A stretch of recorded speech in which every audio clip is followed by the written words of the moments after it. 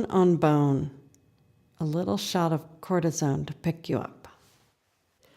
It happened suddenly. One moment I was galloping around the reservoir, happy as a young cow in springtime, and the next I was felled by a sharp pain tearing my groin asunder. Through various tests and trials, it was determined that, shockingly, at a very young age, I had arthritis in my hip. Over the next 2 years, I tried various treatments. Some of these were more pleasant than others.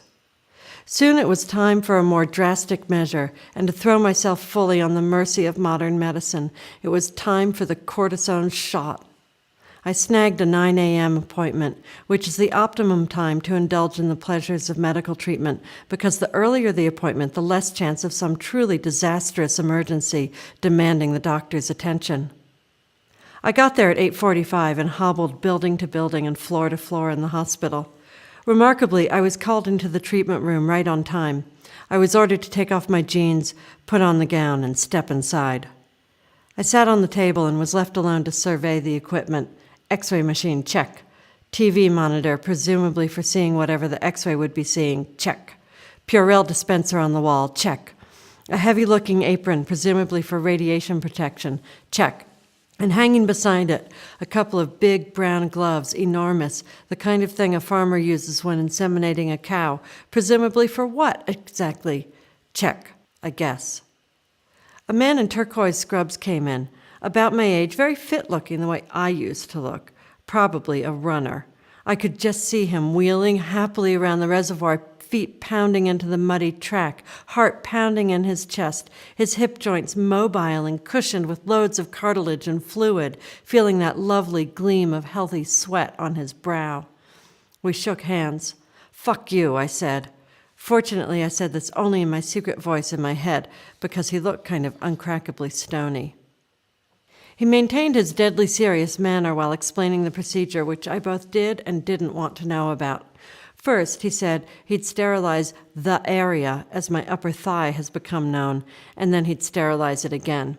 Then he'd drape it. Then he'd inject a local anesthetic. Then he'd put on a Band-Aid. I liked the sound of that last one. It sounded like such an ordinary thing.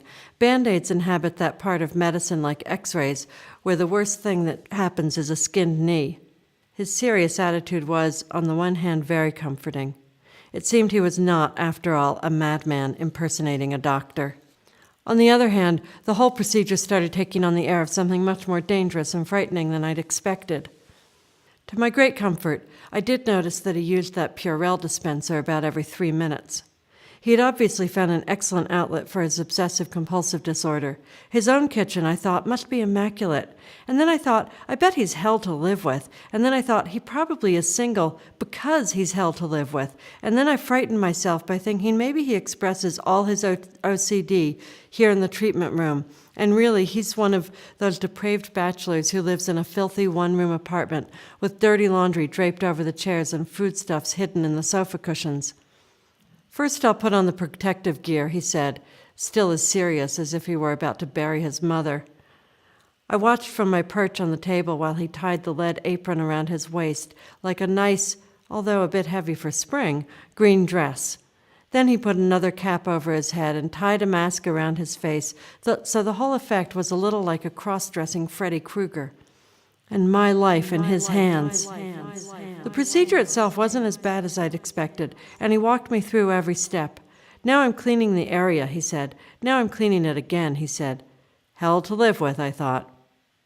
"Now I'm injecting the dye." I tried not to scream, so it just came out in a moany whimper, the sound a cow makes when it's being inseminated. I could feel the dye coursing around in my hip joint, flooding my body with what, exactly? And then my favorite part, now I'm putting on the Band-Aid. While I was still lying on the table, he moved my leg this way and that. I tried not to think about all that stuff in there. And then he moved my leg into flexion, extension, and it didn't hurt. It didn't hurt at all. The anesthetic, he told me, would stay in effect for a few blissful hours, so I was assured of experiencing this incredible feeling of no pain until mid-afternoon. What would I do in those hours? And then the cortisone would kick in, maybe even before the anesthetic wore off, which would mean I would transition from the anesthetic to the cortisone and have no more pain, ever. Or I'd have no pain, then no pain. If the pain did subside, the relief could last a few days, or several weeks, or 4 months, or forever.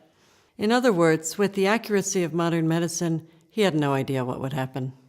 I stood up and went back to the changing room and put my clothes back on. Nothing hurt at all. I came back in to get my final instructions and admonitions, which were sure to include that I should wash my hands with Purell more often.